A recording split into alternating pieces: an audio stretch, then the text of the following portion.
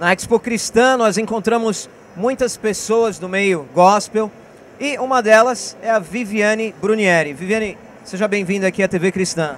Obrigada, paz do Senhor Jesus para todos que estão nos assistindo. E eu estou muito feliz de estar aqui, nós sentimos a presença de Deus neste lugar. Louva a Deus pela tua vida, viu, Wesley? Glória a Deus, estou feliz de conhecer essa família. Amém. E uma das coisas que marca o Evangelho é a transformação de vidas.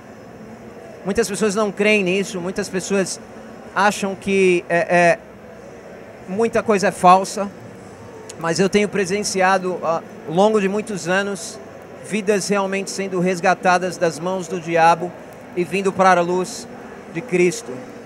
E a história da Viviane não é diferente.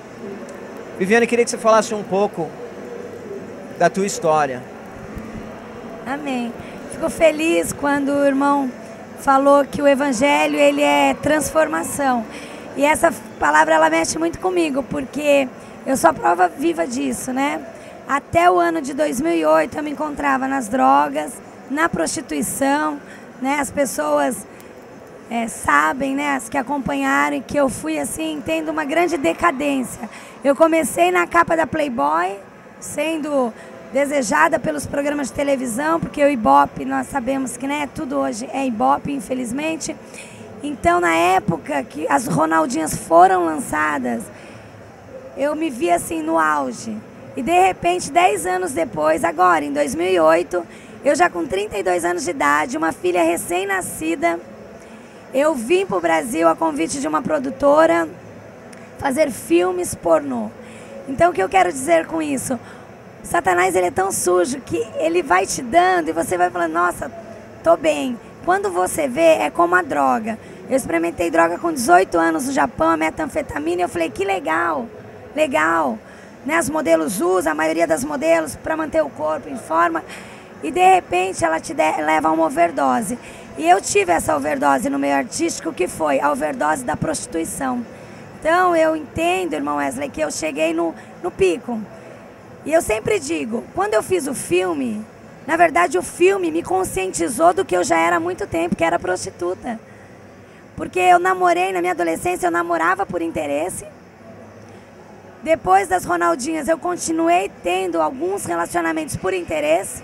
Então, de alguma forma, eu era paga para aquilo. Mas ai de quem me chamasse de prostituta ou garota de programa. Eu não aceitava. Eu me considerava uma mulher inteligente. Porque eu ouvia, quando criança, enfim, creio que você jovem também já ouviu, que nascer filha de pobre é destino e casar com pobre é burrice. Então, na minha cabeça, sinônimo de mulher inteligente era mulher que casava ou se relacionava com homens famosos e ricos. Então, para eu ser liberta, assim, foi uma luta muito grande, porque eu cresci ouvindo isso. Eu cresci tendo a certeza que isso era o certo. E hoje eu educo, né? Tenho educado a minha filha de 4 anos e tendo a oportunidade de ensinar para minha filha que não é isso. Que ser inteligente é servir Jesus, é ser de Jesus. Porque Ele tem suprido e Ele supre as nossas necessidades. Sem dúvida, é isso que você está falando.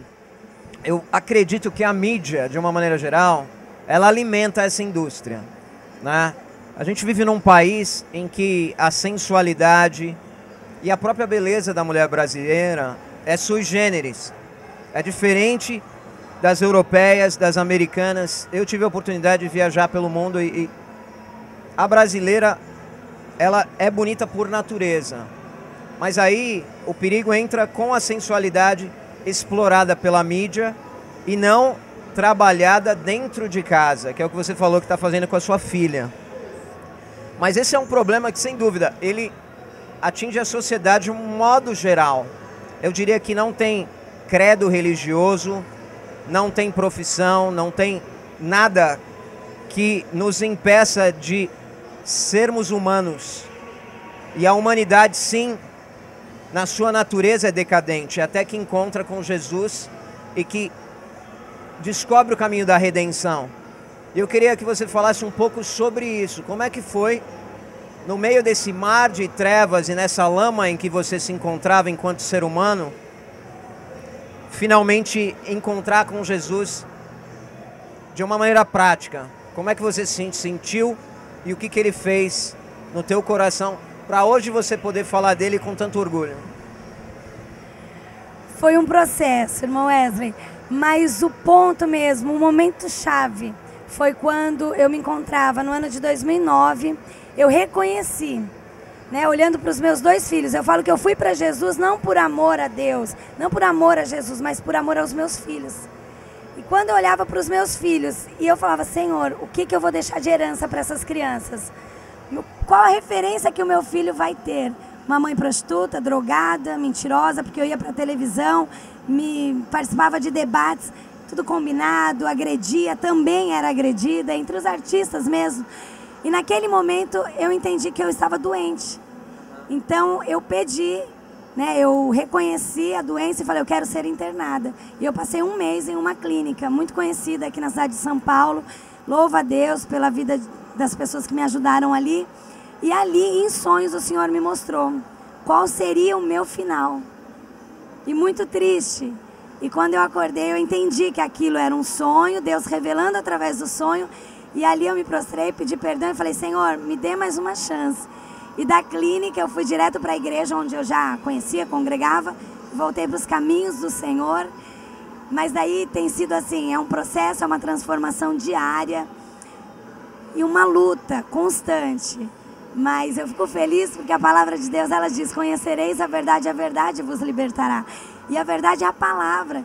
Então hoje eu tenho buscado, tenho feito faculdade de teologia, porque eu entendi que se eu não conhecer a palavra, em algum momento eu poderia voltar para o mundo.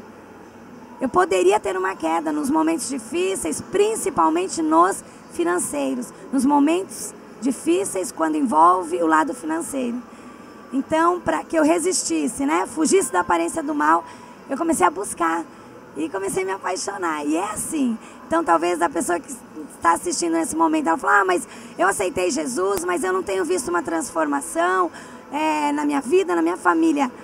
Busque a palavra, busque, estude. A princípio parece complicado, mas depois que você vai aprendendo, é gostoso, é maravilhoso. E é onde Deus pode verdadeiramente nos libertar. Então hoje eu posso dizer, para a honra e glória do Senhor, que eu sou uma mulher liberta. Mas, como eu vi de uma grande missionária, a libertação ela é diária. Então nós sabemos, né, cada um tem, como o apóstolo Paulo, o espinho. Então se eu sei que voltar para o Japão não é bom, eu não vou me arriscar. Então se você que está me ouvindo sabe onde mora o perigo, fuja da aparência do mal. Muito bonito ver que Deus resgata. Mas uma pergunta que veio à mente e que eu acho que muitos gostariam de fazer. Como é que é para você hoje, que você aprende como Deus é e passa a refletir a imagem de Deus, lidar com a sua imagem do passado, que não é deletável e que está em DVDs, que está em filmes, você completamente exposta, refletindo uma imagem que não se parece nada com Deus. Como é que é para você lidar com isso hoje? Ótima pergunta. Eu falava disso ainda ontem, no momento em que eu ministrava um culto, falava para os jovens. O versículo que está em 2 Coríntios, capítulo 5, versículo 17, fala que o que está em Cristo, nova criatura é. Eu sou nova criatura, as coisas velhas se passaram. Mas, no meu caso, basta você entrar no Google, clicar o meu nome, está ali. Então foi muito difícil aceitar. Veio o arrependimento, eu confessei, me arrependi. Mas quando eu pensava, os meus filhos, eles pagarão pelos meus erros. Então começou a doer muito. Foi o momento onde eu tive muita depressão, ainda no ano de 2009. Foi no momento em que eu queria ir para outro país e o Senhor falava comigo, não adianta ir para os Estados Unidos, não adianta ir para a Europa. Você vai no lugar, porque no livro de Isaías fala, no lugar da vergonha eu te darei dupla honra. E onde eu fiz os filmes? Onde? Foi aqui. Então é aqui que o Senhor tem me exaltado. Mas eu confesso e eu falo, principalmente para as adolescentes, para os adolescentes. Não experimente, não pense assim, o mesmo que Deus fez na vida dela, pode então fazer na minha? Eu vou experimentar das coisas do mundo? Não, porque nesse percurso eu perdi muitos amigos. Inclusive a Leila Lopes foi uma delas. Então eu pego todo o meu passado. E eu ouvi uma frase de um pastor, Vivi, passado, nosso passado, ele é como esterco. E o esterco não se joga fora. Serve para edificar a vida do próximo. Então, que o meu passado possa edificar a vida daqueles que estão ou que estão pensando em entrar neste mundo, principalmente das drogas e da prostituição. Na verdade, o que eu vejo em você é que o teu pecado, o teu erro foi exposto e foi à luz do mundo. Mas o de muitas pessoas é escondido, é oculto, e esse é o pior de todos. Porque não existe nada oculto que um dia não venha a ser revelado. E Deus ainda teve misericórdia da tua vida e te deu uma segunda chance. Falou com você em sonhos. Hoje você está estudando, você está aprendendo o caminho. E eu louvo a Deus por isso. Mas, mudando um pouco de assunto, eu gostaria de saber do teu trabalho social. Eu sei que hoje você trabalha na recuperação de dependentes químicos. E queria que você falasse um pouco disso. Amados, essa é a parte muito boa da história, né? Porque quando Deus falou que era para eu sair, né, do meio que eu estava vivendo, como falou para Abraão, talvez, e eu voltei para a cidade de Peruíbe, cidade a qual eu saí e fui, né, conhecer o mundo. Ali Deus mostrou, eu tinha uma pousada evangélica, uma pousada onde eu hospedava as pessoas que iam ministrar na cidade, eventos, e teve um momento de muita luta ali, financeira. E lá no andar superior, eu orando a Deus, falando, Senhor, não tem hóspedes, como é que eu vou viver, o que que eu vou fazer? Eu não sei, até então eu não sabia trabalhar, como é que eu vou trabalhar? A vida inteira eu vivi da prostituição. E nesse momento eu olhei para a praia, e tem um quiosque onde à noite se concentram os moradores de rua, os carroceiros. E por jesuicidência, esse quiosque já foi do meu pai há 25 anos atrás. Foi onde eu comecei a ter o contato com bebida, enfim. E olhando para aquele quiosque, o Senhor falou, olha os hóspedes ali. E eu relutei, que eu falei, não, Deus, se eu estou passando dificuldade, como é que eu vou acolher pessoas? Mas ali Deus começou a fazer a obra. Então veio o primeiro, ex-morador de rua, veio morar na pousada. Daí veio a irmã Verinha, né, que também estava no crack.